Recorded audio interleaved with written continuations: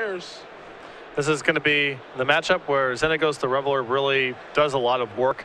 I talked to Chris Van Meter on Magic Online the week leading up to the Invitational. They said they had done a lot of work on Gem Monsters.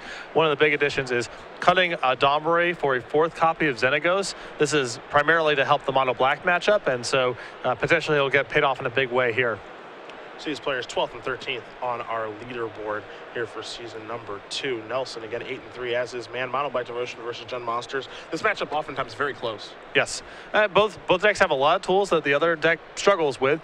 You know, removal spells, Lifebane Zombie, a fast Desecration Demon, all problematic for mono black for the Jun side, and the Planeswalkers can cause all sort of headaches, and just large haste creatures as well. It looks like Mann's going to take a mulligan at least once here. Nelson looks good to go. So we'll see. I think Brad is probably on the play here. As far as Mann's deck list is concerned, the first thing I always look for in mono black is it Nightveil Spectre or Lifebane Zombie? There's a slight mix here. 4 Spectres and only 1 Zombie, so it's actually going to come back to probably hurt Mann in this matchup a little bit. A bit. To me, what really tips the scales in this matchup one direction or the other is the removal suite that mono black chooses to play. Bile Blight, not very good against Gem Monsters. Devour Flesh has moments of being okay, but lines up pretty poorly against the mana creatures and Xenagos the Reveler as well. So if the deck has more ultimate prices and Doom Blades and such, the matchup becomes much better. If they're playing a lot more of the Devour Flesh, Bile Blight type of stuff, the matchup becomes much worse. As far as removal is concerned for Mann, he's got 4 copies of Devour Flesh, 2 Bile Blight, and an ultimate price, and of course 4 Heroes Downfall. So you're not going to find a lot of crazy things going on in mono black Devotion, a few cosmetic changes, but besides that, it's pretty straightforward. And we'll see if he can overcome at least 1 mulligan here. The deck sort of just is what it is. There's not a lot of wiggle room in the list. There's only the removal suite. Maybe you play Duress main, but other than that, it's kind of set in stone. And we are underway here. Temple of Abandon is where Nelson is going to start. You see there's a Domri in his hand. He's going to consult the grip. There's also, a Sylvan Caryatid there as well. And he's going to give this a long look over, as arguably the best standard player in the world is going to work. I think he is the best mid-season deck builder for standard on the planet. You know, there's a lot of people who, to generate good week 1 lists, they can immediately identify the most powerful card or the most powerful linear strategy.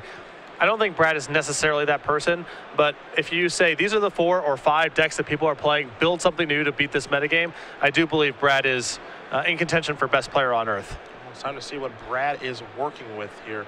There's a Gore-Clan Rampager, a Pulachronos, a Domri, a Sylvan Caryatid, and a couple of lands in Mutavault and Blood Crypt. And I think this is going to be a decision between Sylvan Caryatid and Domri. The other cards are pretty trivial for Steven to handle. You know, Pulachronos lines up pretty poorly with Heroes Downfall and such. So it's going to be, you know, if he can answer the Mana Accelerant with Devour Flesh, maybe he takes Domri, and otherwise he probably takes Domri, which is just the highest impact card in the hand. Oh, it looks like Steven mulliganed into a poor hand. It looks like it's just lands and Grey Merchant, so he may even have to take Pulachronos because it's just the biggest short-term threat. Decisions here for Mann. It's going to be a long Thoughtseize, it looks like, here for him. Maybe he could take the Accelerant, slow him down a little bit. Maybe that's what you hope for. That's not all that exciting. Maybe that's what you have to do. It gives you probably gives you the most time to just draw consecutive meaningful cards. But I think he's priced into just hoping that he draws removal spells in the intermediate turns here, and then gets back into the game. Looks like it's going to be Mutavault plus Sylvan Caryatid. Passing it over to Nelson. Excuse me, to Mann. Will Nelson. His draw for the turn was a Blood Crypt. Mann just going to play a Swamp, pass the turn back. Nelson draws his copy of Stormbreath Dragon, and we know that's a good one.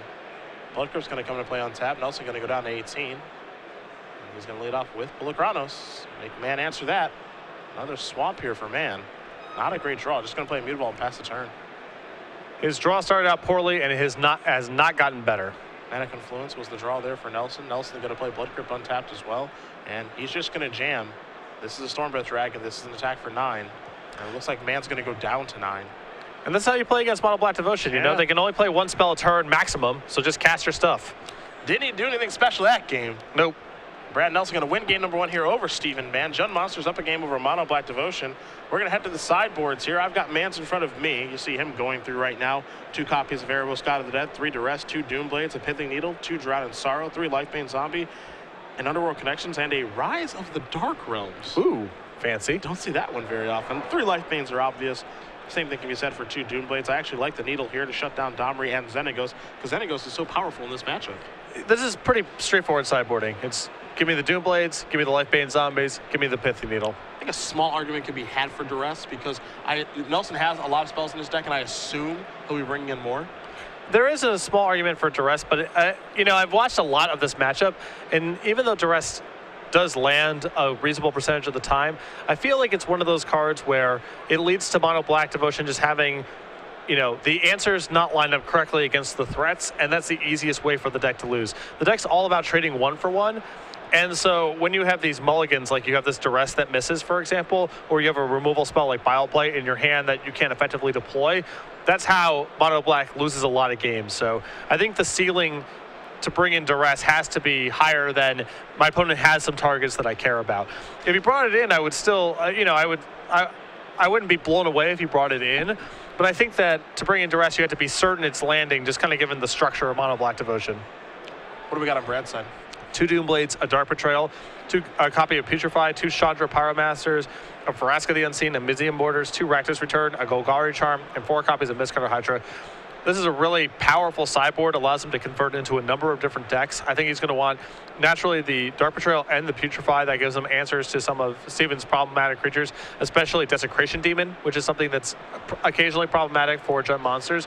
I think the additional Planeswalkers are going to come in as well, as will the Rakdos Return. So just more cards that allow him to slog through an attrition match and more haymakers. Well, Nelson is happy with his sideboarding. Man's going to take a look right now as well before shuffling, presenting his deck. And Brad basically coming out 2 weeks ago and saying, hey, Chris Van Meter, you were right about this deck. This deck is way better than I gave it credit for. I'm playing a lot with it on Magic Online. I think it's the best deck in the format. It is very powerful and very robust, really hard to hate out.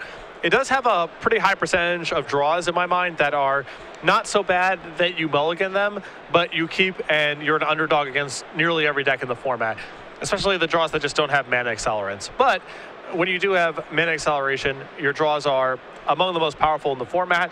And to me, what really stands out about this deck is sideboarding. He gets to have really high impact cards over a large spectrum of matchups. If he's playing against a very fast beatdown deck, he gets to have cards like Golgari Charm, Mizium Mortars, additional removal spells, Doom Blades and such. When he's playing against control decks, he gets more Planeswalkers and Rakdos Return. So it's not just about what's going on in game 1, it's about what's happening in games 2 and 3. And I think almost in every matchup, Jund Monsters gets better in post-board scenarios. Yeah, I think that's one of the draws to the deck, is the sideboard cards are so high impact. And versatile, you know. And we've seen things, you know, the second even go to something like Nylea's Disciple if it wants extra action for decks like Mono Red or Burn or so forth. There's a lot of cards to potentially pull from here. There's 2 copies of Chandra in the sideboard. We've seen that card not be in lists pretty frequently, so there's a deep well of cards to draw from that can shore up all sorts of matchups. We'll also present his deck. Mann will do the same. Stephen Mann will play for game number 2. Pro Tour top 8 competitor at Pro Tour Gatecrash last year. Stephen Mann top 8 with Jund. We've seen him win a Legacy Open earlier this year. It was actually on my birthday in Atlanta. Mm-hmm. He got the job done with Rug Delver when my foot was broken. When your foot was broken. Yeah. But me and my foot, we get along now. That's good. We're okay. I'm glad your dedication to physical fitness has allowed you to now start to run without breaking your foot. That's a big step up. A step in the right direction, yeah. It had more to do with the shoes I was wearing, but sure. A Thoughtseize will start things off. Look, it's not cool. One thing about feet, it's not good when they hurt. Oh, yeah. That's the thing. It's a very slow hand here for Nelson. A Chandra, a Xenagos, a Stormbreath Dragon, an Abrupt Decay, a couple of Temples, and a Stomping Ground. But this is the type of hand that's really well suited to battle through an opponent that's sided into a bunch of Doom Blades, you know? 1-for-1 removal is not going to cut it against this kind of draw, so really speaks to the versatility of Jund Monsters in post-board scenarios. Abrupt Decay would be a pretty easy choice, but let's see if that's what Mann wants to take or not. It feels like all these cards matter. Yeah, it really does. Even though Stormbreath is much further down the road, still a really good card. Yeah, it's high impact. I would be stunned if he took it off of the Thoughtseize here, but it's another thing that's going on. Mann's hand right now is Doomblade, Underworld Connections, and just lands. So again, you could see an argument for taking Abrupt Decay, or you could just see an argument for just leaving it alone and Maybe trying to slog through and take one of these planeswalkers. Yeah, that's the tough thing. I mean, the Underworld Connections is the one thing that Steven really has going on in his hand, but taking a purely reactive card in that spot when your opponent has so many high-impact proactive cards is really tough. Temple of Malice is the land that Brad puts into play, but his draw last turn was quite the good one. It was a copy of Sylvan Caryatid. And it really speaks to the power of Xenagos in this matchup, where even with Underworld Connections as your lone piece of action, with an opponent having an Abrupt Decay in their hand, you still take the Planeswalker. Mutavault plus pass. Nelson draws a copy of Domri. And now it is that Caryatid. So Man with no Devour Flesh, all he can do is simply draw a card. It's another swamp, and he's been flooding pretty badly in these 2 games. His draws have not been good and have not gotten better with draw steps. There are times where Mono Black Devotion looks dominating and overpowering. It has not so far this match. I really like Chandra a lot in the sideboard of these decks because the card that people most frequently go to punish you when you're playing Jund Monsters is Lifebane Zombie. Chandra is so good against Lifebane Zombie and just powerful in a slow, grindy game that it shores up numerous weaknesses. Man trying to decide what he's supposed to do on this turn. Or at least take his time here and bluff as though he has some strength. See if Nelson can see through that. Brad waiting patiently, flicking the cards back and forth in his hand. He's ready to deploy a Planeswalker on the next turn. Well, it's possible Steven's debating if he wants to just cast the Connections this turn because he knows that if Brad Abrupt Decays, it's at the expense of playing a Planeswalker this turn. So it's not just posturings. There is an argument for Steven just to cast the Underworld Connections last turn. But instead, just a swamp and passing of the turn. And I like that quite a bit, too, because Steven's hand is so bad that he needs to probably draw at least 1 card off this Connections. Temple's going to put the top card to the bottom. And now here is Domri. So that Planeswalker will resolve. It'll take up to 4. The top card is another copy of Sylvan Caryatid. Passing the turn back over to Man. And this is pretty frustrating stuff if you're Steven here. Brad's hand was already really good to start with from what you saw from that Thought Season. It has gotten much better with each draw step. There's Underworld Connections. And of course, the reason for the delay on that is 1, to play around Abrupt Decay, but 2, now he gets the card right away. Yeah. Nelson draws a card for the turn. Looks to be a copy of Mutavault. Nelson going to start by ticking up Domri. That's an Elvish Mystic. So Domri is 2 for 2 in game number 2. And this is just a great conversion here by Brad. Again, he's just capable of now fighting Steven in long games with all of these repeating sources of card advantage. Yeah, I think this is exactly where you want to be. Yeah. Just going towards Planeswalkers in this matchup, overloading those heroes' downfalls. I don't know if Jund Monsters is the best 60 cards in the format, but it very well be the best 75. And that matters.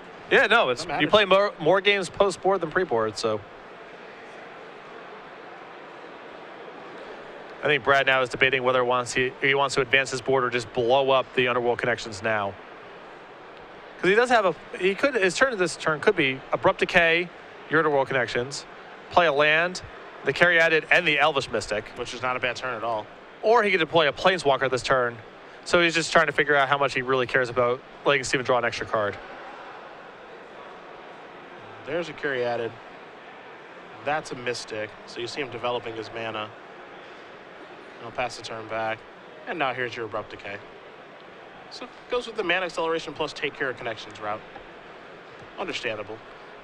And you're also getting a real clinic here on why cards like Devour Flesh and Bile Blight just don't have much of an impact here against a deck like Jund Monsters. So Man picked up a copy of Devour Flesh, also an Underworld Connections as well. So he can redeploy Connections, but that again will take up his entire turn. Yeah. Which is where Nelson would likely want you to be, having to waste that time to get that online. And Mono Black Devotion is at its best when it has Connections running, it's drawing 2 cards a turn. But Brad can easily keep up with that. Oh, yeah.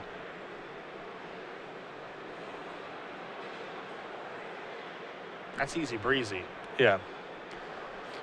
Although Steven has drawn some live cards in the last couple of turns here, so he is pulling himself back into the game, but he got into an enormous hole here early on with the quality of Brad's draw combined with having just not very much going on. Connection is going to draw a card right away.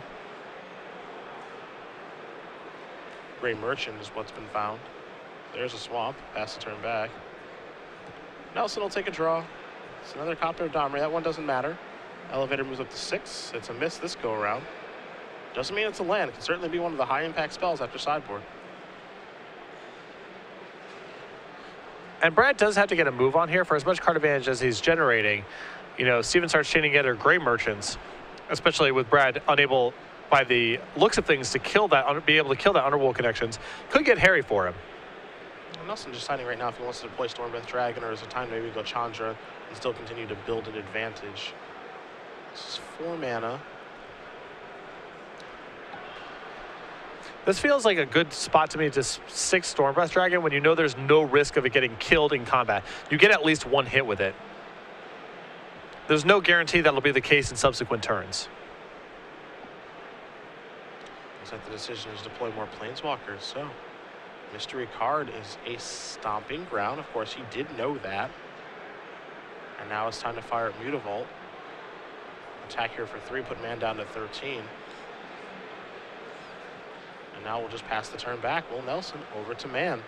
Nelson with a pretty nice board here. But as you mentioned, he's got to get the move on. Yeah, Steven is clawing his way back into this game. Look at his hand there. There's a couple Gray Merchants. His Connections is up and running. These Gray Merchants are going to be able to buy him a lot of time. More than likely, he's going to need to find, I believe, 3 copies of the card to be able to pull out of this game. But there's at least a path. It did not appear that that was the case a couple turns ago.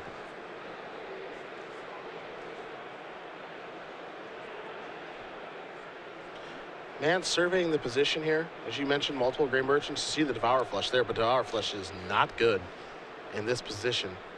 He can't target himself with it to gain some life in that racing situation if we get there. I was about to mention, I think it is way more likely that Steven casts it targeting himself than he casts it targeting Brad in this game.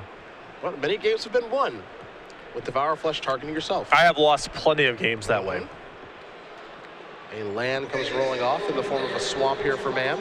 Desecration Demon's just so big, you know? Pretty big. Pretty big. And I can barely deal 20. So it's just, you can't. Certainly not dealing 28. Man, gonna reorganize that mana. Maybe it's time for a discard spell. Looks to be. Stormbreath, Domri, and a Blood Crypt. Gotta imagine Stormbreath's gonna bite the dust here. Yeah, not a lot going on in Brad's hand here. He is close to threatening a Domri ultimate, but he is slow on pressure. Steven's gonna have some time to cobble together a better board for these Gray Merchants.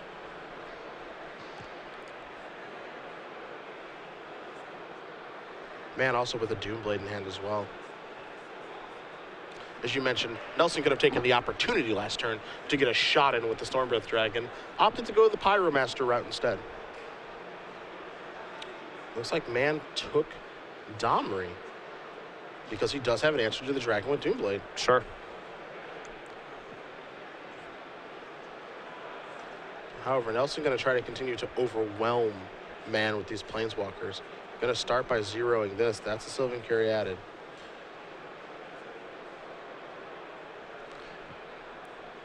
Surprising to me that Steven feels he can be competitive in a long game here, which is what last turn felt like. Gonna tick this up. That's a Scavenging Ooze. Not sure if Nelson has a Rakdos' Return in his hand or not. It kind of is what it looks like, but I'm not positive. There's a Stormbreath Dragon, an Ooze, a Blood Crypt, and another Chandra. Oh, and here comes just a Mutavault. Here's an attack for 3. Man says, I'm going to take this too. That's fine.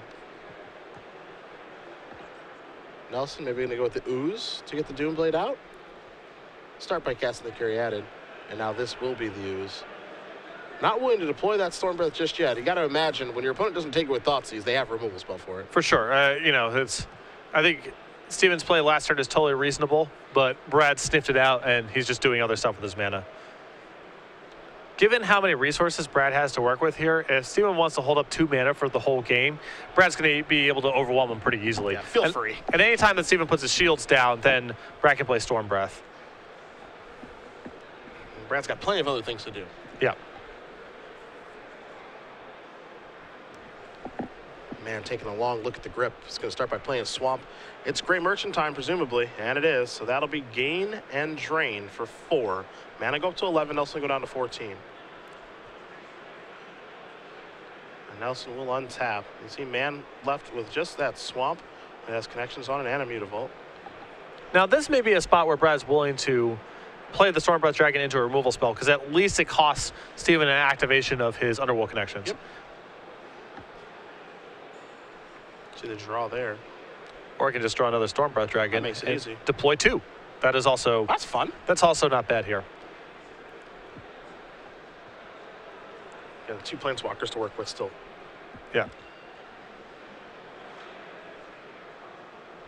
Remember that Chandra's plus power also allows, makes the creature targets unable to block, so Brad can also send in with some of his smaller creatures in the spot as well. Yeah, a lot of text on that one. I think a lot of people forget the fact that Chandra makes this so the creature can't block. You are able to deal 1 and then 1 to something, to a player and then a creature. Right. With that creature that takes 1, no block skis. And it looks like that is what Brad is doing. 5 mana. That's a dragon. 5 mana. That's a dragon. Let's giddy up, shall we? So Steven is facing lethal here, so this requires the use of a Doomblade.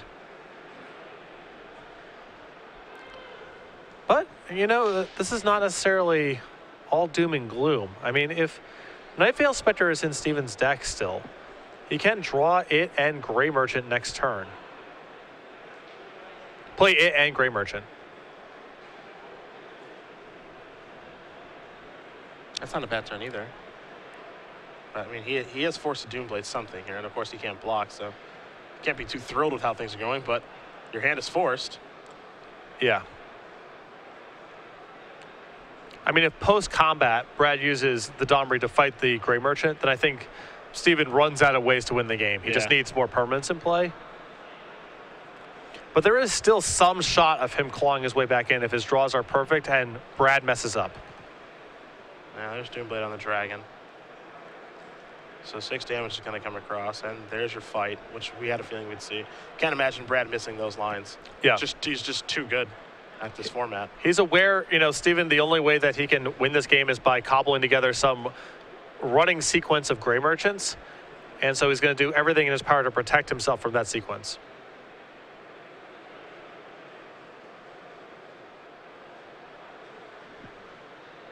Activation of connections is going to put Mann down to 3.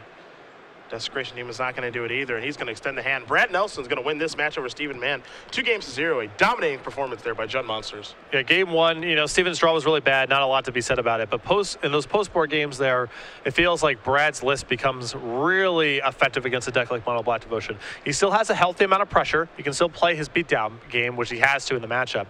But he has more resources that allow him to keep pace with Steven when he's generating his card advantage.